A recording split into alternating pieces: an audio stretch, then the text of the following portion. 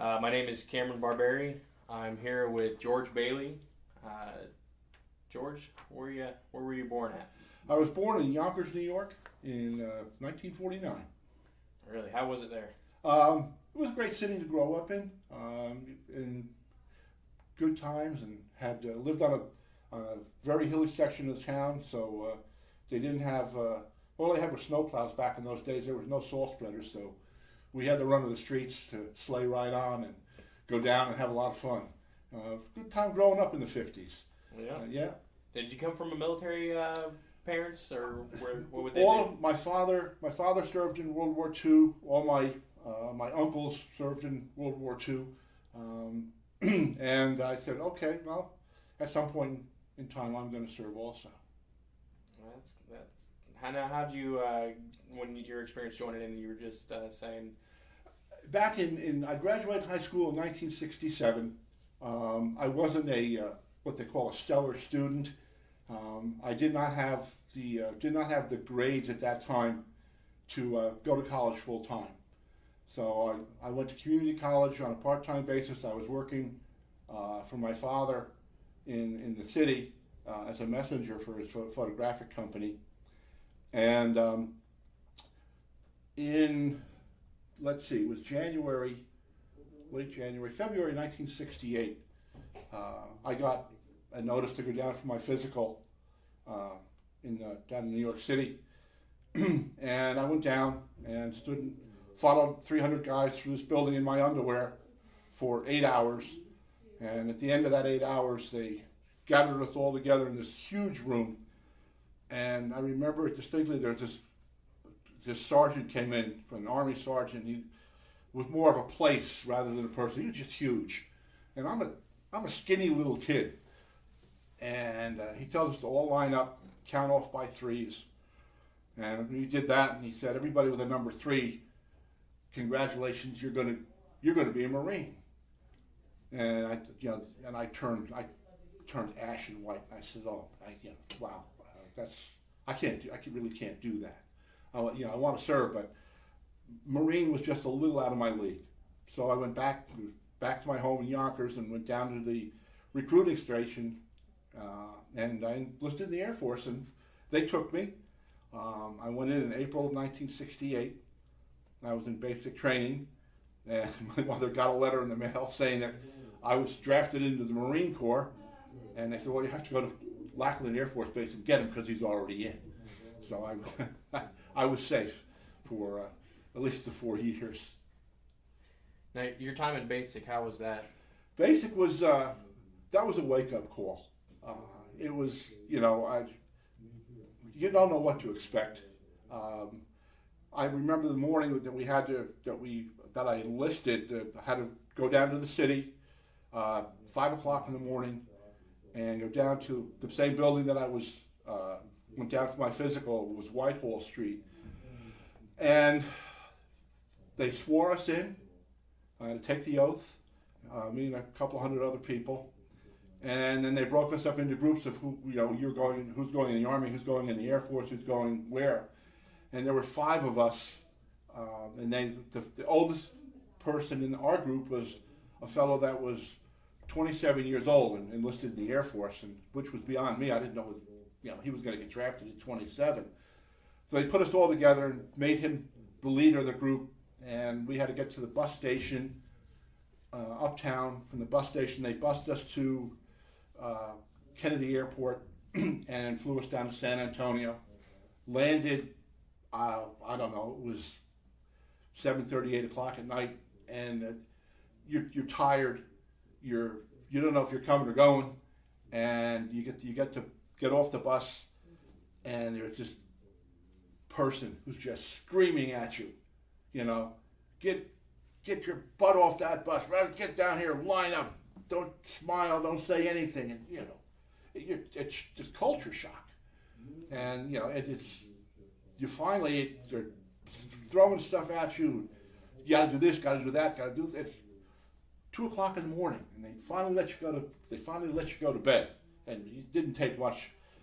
And along about 5 o'clock, the lights go on, the noise, the garbage cans are coming down the middle of the aisle of the barracks. Get your lazy asses out of bed. You know, it was just, you didn't know what to do. It was scary. It was scary. And then after then a couple days later, or a day or so later, they send you into the room and they cut off all your hair. And that is a big equalizer, because you've got everybody coming in from all over the country. You've got guys with hair down to their waist, guys that were that had flat tops, guys with hair all in between, and everybody tries to size everybody up. But they sit you in that chair, and you're sitting in a line of like 15 chairs, and the guy just takes this big old shaver and just buzz cuts your head, and then everybody looks the same, and then you're all equal. From then on, it's a big equalizer when you lose all your hair, because it's amazing. It's amazing. I remember that distinctly. Now, at Basic, I know sometimes you'll go in knowing your job. Did you find out your job after Basic or before Basic, like going straight in? We got through, I think it's probably the last week before Basic was over. And they took our group was called, in the Air Force, we were a flight. I was flight 432. And that's probably, it was maybe, I'd say between 45 and 50 guys. And, you did everything the flight did together. So they took our flight, and on the other half of the barracks was our sister flight 431, and a couple of others, and they put this in this huge classroom. And at the end of the classroom, there's this big green blackboard, and it had hundreds of jobs listed on it. And after each job, there was like a circle or a triangle or a square, and this is what you needed to qualify for that job. Whether it was jet mechanic or electrician, you had to have college, maybe some college, and you had to have a high school diploma, and you had to have what your test scores were on the test that you took when you get in. And this instructor gets up and says, you can pick, gave you a sheet of paper, your dream sheet it's called. Pick any 3 jobs that you want off of here. But you see this job way down here at the bottom? We need that job. Any 3 jobs you want, we need that job. Okay, I picked out any 3 jobs I want, I got that job. And that job was called munitions maintenance. Okay, what's munitions maintenance? Well, week after the day after we graduate, they put us on a plane and send us up to Lowry Air Force Base in Denver, Colorado for technical school, which was 6 months training on all the ordnance that the Air Force used at that point in time. Nuclear, biological, chemical, and conventional weapons. How to put them together, how to take them apart, and you would do something with one of those munitions for your whole time that you were in. And that's what I went to school for. And then once I got out of school, they sent me to my first duty station down in Homestead, Florida. And that was a tactical air command base, and we supported F-4 fighters. And that was all kinds of conventional warfare, iron bombs and small rockets, machine gun ammunition in different various sizes depending on what the plane was equipped with. And that's what I did. I armed and assembled munitions. It's a lot. It was interesting.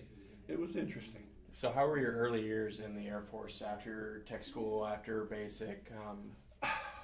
I would say you settle into a routine.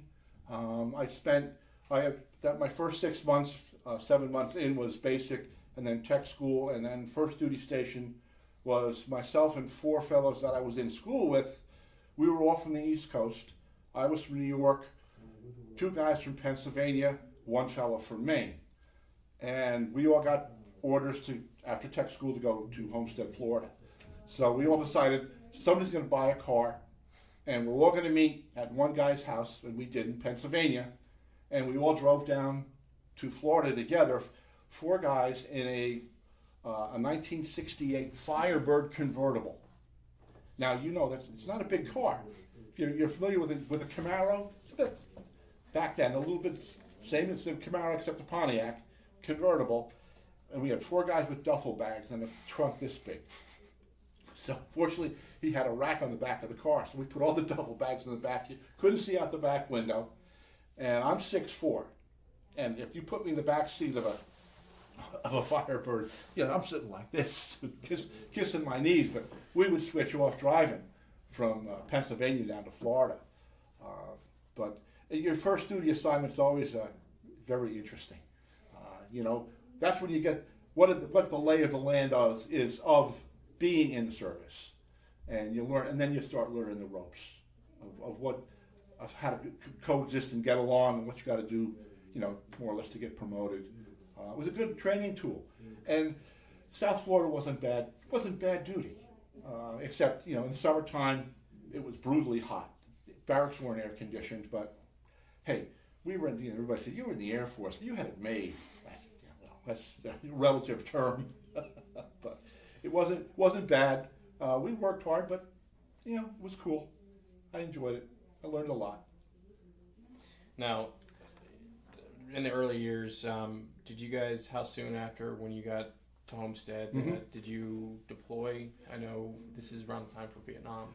Well, yeah, I got to Homestead in October, November 1968.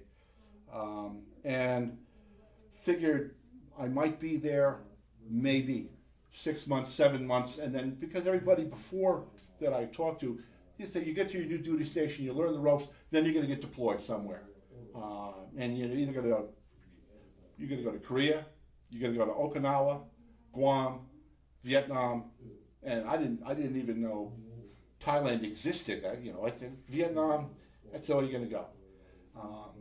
I was at Homestead actually 18 months, which I thought was a very long time. And it was, okay. At one point, after being there almost a year, you can start getting, you're young, okay, the romance of whatever war was. You want to see something different. So I went to personnel, and I volunteered. Said, send me over to Southeast Asia. I'll volunteer, I'll go. Nothing. So, late May of 1970, got orders to deploy, and looked at my orders and said, "Where am I going?" I'm going to Utapio, Thailand. It was called Utapao, Thailand. And I said, "Thailand? We have bases in Thailand?" I said, "Where is Thailand?" So I get out my map and I look where Thailand is. And that's where I wound up. I deployed it to Thailand, which wasn't anywhere near where the fighting was in Vietnam. But there again, we don't get a choice of where we go. We go where we're told. And for the next 13 months, I worked 12-hour days from 7 at night to 7 in the morning, assembling either 500-pound bombs or 750-pound bombs in support of B-52s, the heavy bombers that the Air Force had at that time. B-52D models, which could hold, they could either hold 104 500-pound bombs, each plane, or a configuration of, those were 500-pound bombs. If there were 750-pound bombs, the configuration went down because they're much bigger, and they could hold maybe, I think, 50, maybe 60 of those. But now when you have 40 or 50 planes and they're taking off constantly, we work 12-hour shifts, and the bombs would come in on 40-foot trailer beds, lined up in a row.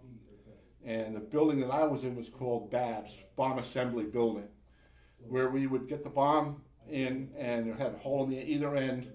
We'd put fuses in the holes, and then we'd put a tail fin on the back, and go down the line. But the interesting point was I had to go to school for 6 months to learn the job. When I got to Thailand, I was a crew chief, and there was myself, one other GI, and 4 Thai nationals that knew my job better than I did, that were paid maybe I don't think it was less than $1 an hour, and they worked alongside of us, knew the job inside and out better than us. And I said, I'm going to go to school 6 months to do with these guys that this is their job. They did the same exact thing as we did, and they were great. The Thai people were phenomenal and very hard workers. We couldn't have done anything without them, because we had more Thais than GIs working in the building that I was at, and that was more or less in many jobs. If you worked on the flight line, mostly all those guys were GIs. There were hardly any Thais there, but in the manual jobs like we had, it was mostly 3/4, maybe 80% Thais and 20% GIs to oversee what we had to go to school for, and they learned on the job. But it was an interesting time, 12-hour days. We got 1 day off a week, and we made the best of the 1 day off a week that we got. There you go. Now, I know you talked about the job aspect, but what was the experience getting there when you first got there, outside of, I guess, the culture shock? It was culture shock, and I had come from a tropical environment in Florida, but the tropical environment in Southeast Asia, totally different. I just remember getting off the plane at my base at Utapao, and the door opens. You're getting out of a semi-cool plane, and you get enveloped with the heat and the humidity, and then the smell. And the smell, some of it wasn't pleasant, because what ran there was a river, small river called a klong, that ran through the base, and everything got dumped into that klong. And come to find out that when our laundry was washed, it was washed in that same water. But that's a different story. It was interesting, just getting off that plane, and I'm not in Kansas anymore, Toto. And they put me on nights. I worked from 7 o'clock at night to 7 o'clock in the morning for most of the whole time I was there. So and working at night, it's just as hot, just as humid, but without the sun. And mosquitoes almost as big as the planes that we loaded. So it was, and the food that you had to get used to. Even though it was our own same food, it was just different. It was just different, but you're with a whole bunch of other guys that learn you at the same time, and you're the newbie, so you got to learn the ropes from all the guys that had been there, and it's cool. It's cool. Now, understanding that you worked with the munitions, did you ever fly on the planes? I did not. No, only in support of the planes my whole time. Whatever we did, the munitions I worked with were always supporting, either the fighters or the bombers. I would have liked to gotten a chance to fly, but it wasn't to be. So then you make the best of it.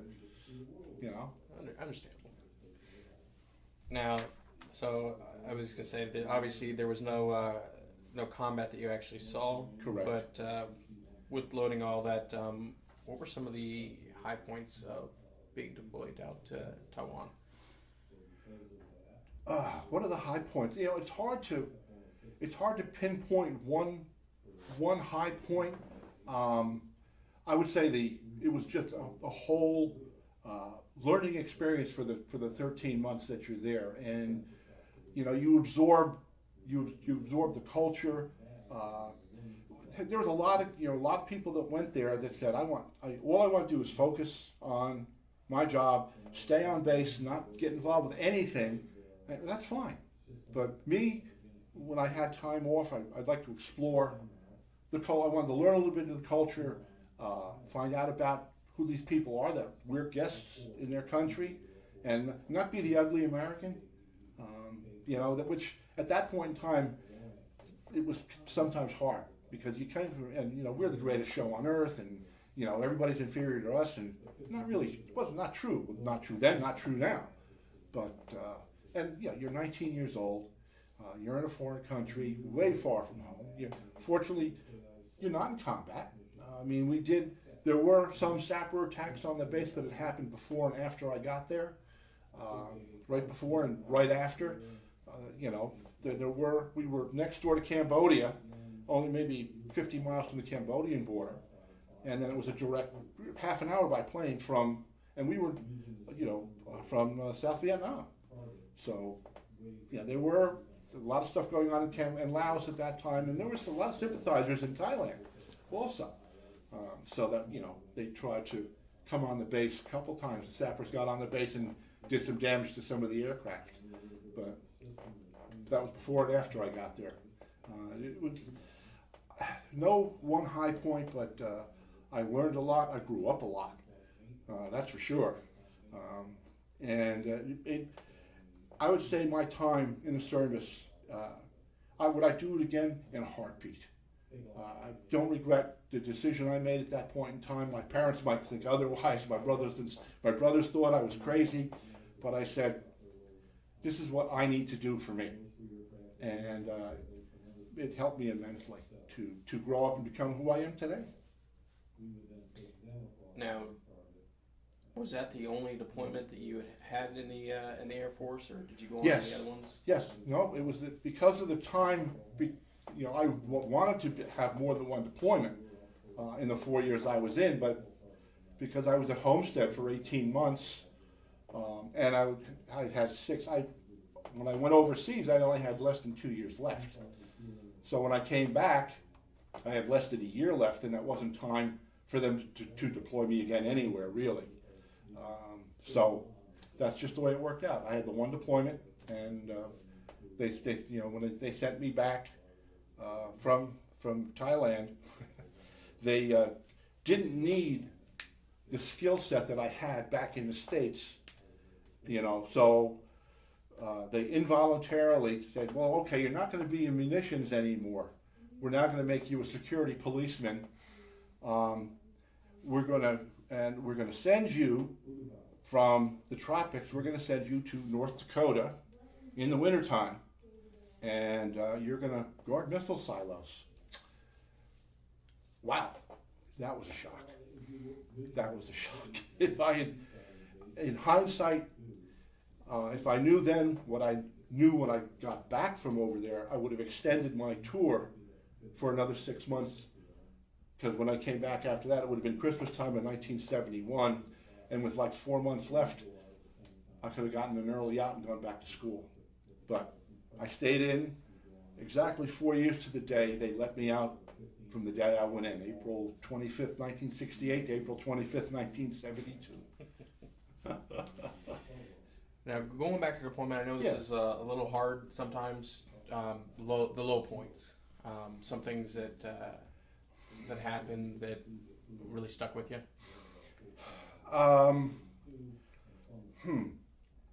Well, I really can't say. I had an error-free 4 years. I guess one of the low points were from stupid stuff that I did myself. I made mistakes. We all make mistakes, and before I was age 21, and I came from New York State. At that point in time, you could drink in New York at 18. Everywhere else I went, you had to be 21. And so what I did is I altered my ID, and I got busted on base with a military ID that had been altered. So I thought my goose was cooked, and that was stupid. It was all on my part. I got what they call an Article 15 for that, and I learned my lesson. That would say that's my low point for being stupid and getting, doing something stupid, getting caught, but learning your lesson. And it doesn't, compare anywhere to the guys that I know that saw combat. I could never and would never ever try to compare anything to them. We all had our jobs to do. I did mine to the best of my ability, and I don't regret it then. I don't regret it now, and do it again if I could. So coming home from your deployment, how was that experience? I know with Vietnam going on, and a lot of that. How was your Wow. coming home? Coming home, it was. It wasn't. The coming home wasn't a bad experience for me. Now, after I came home, I came home in late June of 1971, and went to my next base in North Dakota. Coming home on leave from North Dakota, I had to fly through Minneapolis, Minnesota, and connect to go to New York. Wearing my uniform, going through the airport, and there were demonstrations going on. This is late '71, and I had, I got spit on by somebody wearing my uniform, going through the airport. You're a baby killer, you're scum. Why are you doing this? And that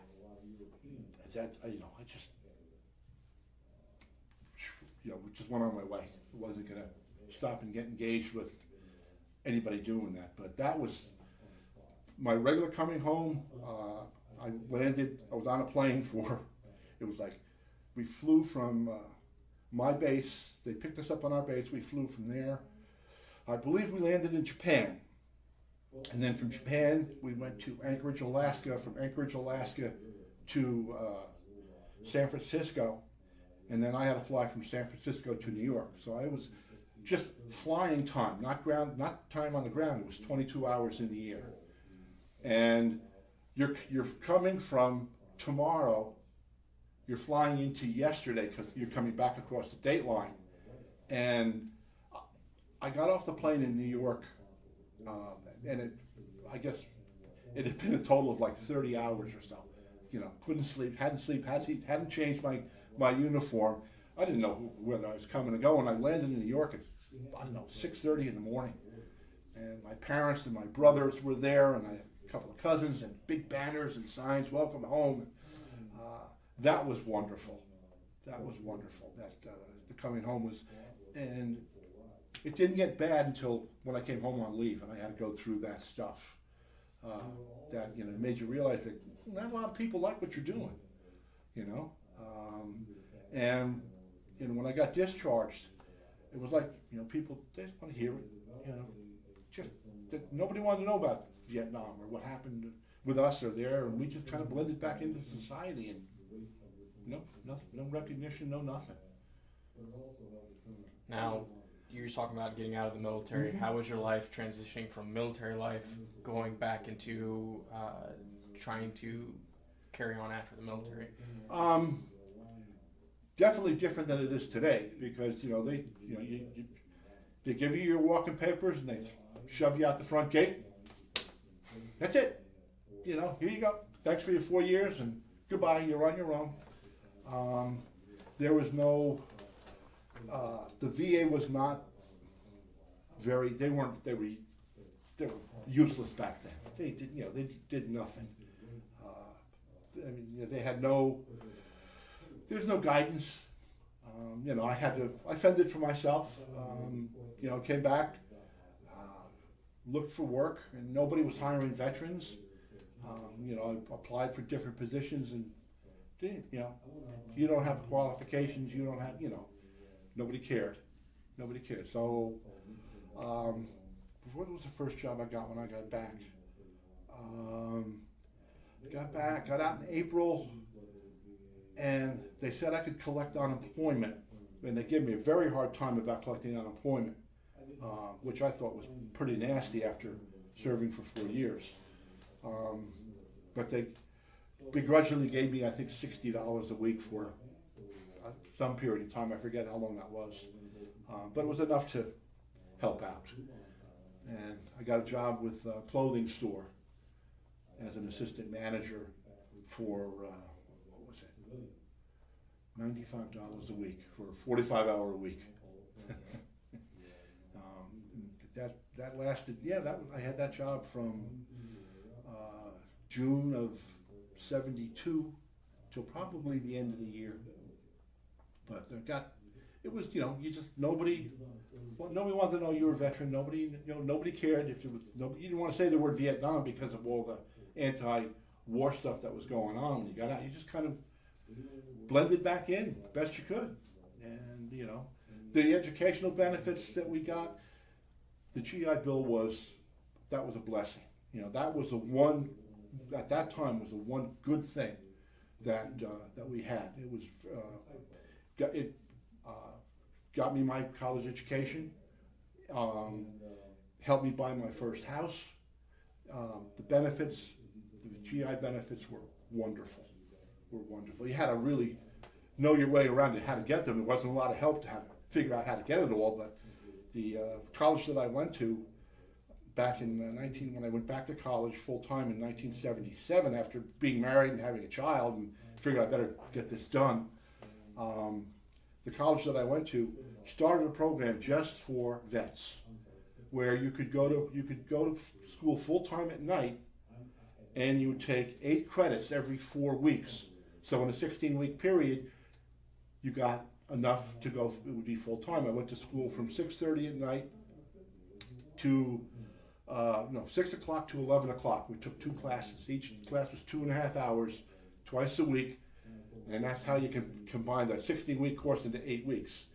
So you take 2, and then you take another 2. So you had 4 classes over a 16-week period to get the hours to be qualified for full time. And the college did that for us, and so the place was filled with vets. So we traded stories, and that was great because you had vets from all branches of the service, and they, and mostly everybody went because they were getting that benefit. And what the school didn't take, they gave back to you in cash. You traded checks. They got their tuition. Whatever was left over in your VA check, you got that. I banked that. That was my down payment on my house. And that was wonderful. That was wonderful. Now, getting out of the service, did you keep in contact with any of the people that you served with? I did. There was fellows that I was overseas with that we came back together. We went from Thailand. I met them over there. And one fellow that came back, we were at Homestead together. He came back, he got stationed in Michigan. I got stationed in North Dakota with the guys I had met over in Thailand. We all stayed together. There was a group of 4 of us. We rented an apartment together, off base. We pooled all our money, got an apartment, furnished it, and lived together for the last 7 months that we were in. And of that group, one fellow I've kept in touch with to this day. And in fact, I'm going to see him in 2 weeks. We get together once a year to play a round of golf. And he came to my wedding back in 1974 when I got married. I went to his wedding in 1976 when he got married. We lost contact for a couple of years and reestablished it again. And then the fellow that came back that went to a base in Michigan, he's at the same reunion today. He's going to be here. He's coming in he lives in Detroit. He's coming in, so I haven't seen him since the last reunion we had here 4 years ago. But we kept in contact after the service also, just on the phone and through letters at that point.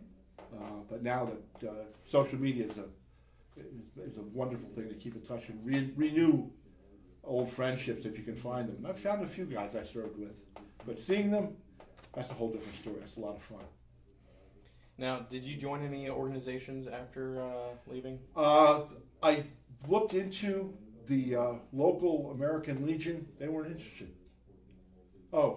At that point in time, most everybody running those organizations were all World War II guys. And Vietnam wasn't a war. No, they didn't want us. They didn't want us. And after I just washed my hands of it and never thought anything more about it. I said, well, the hell will you then? And come to find out, that's how the veterans of the VVA started. Vietnam Veterans of America, because nobody wanted Vietnam vets. Now today it's a whole different story, because all the guys from World War II are in their 90s or dead, and Korean War veterans are in their late 80s. They're begging, they're looking for us now to come and save the ship. But back in the 70s, nobody wanted to know you were in Vietnam, and the service organizations didn't care that you were there. And that was just wrong. I mean, it took them many years to realize that, we're shooting ourselves in the foot here, guys. You better start caring about all the veterans, or you're going to be in big trouble. Hence, today they're looking for anybody they can get their hands on. So the world has turned a little bit in that direction. So how do you feel that your military service affected your life, looking back all the way from the start to where you're at now? It gave me direction. Taught me to be responsible for yourself, be responsible for your own decisions, how to make decisions, how to work as a team with other people, how to get along with other people, even though you made your different cultures, didn't care if you're white, pink, or purple, how to get along and how to work with people. And that's huge. That's huge. And how to, the military throws you all together and says, okay, now this is a group of people you're going to work with. And we don't care, what your background is, where you come from, what you did, or who you are.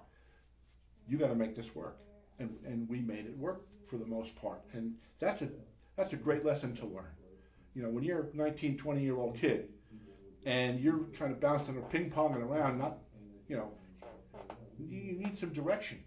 That gave me the direction I needed to point me in the right direction, to step up to the plate and, take responsibility for your actions and what you do. How to work with people, how to get along with people even though you may despise them. You got to work with them, got to get the job done. That's what I learned. And taught me how to take the responsibility of having a family, which was a huge step, Scared kid. I want to get married and have kids. Are you kidding me? Prepared me for that too. Yeah. So like I said, I'd do it again in a heartbeat. Right there with you. Okay. Really, that's just. Is there anything you would like to say?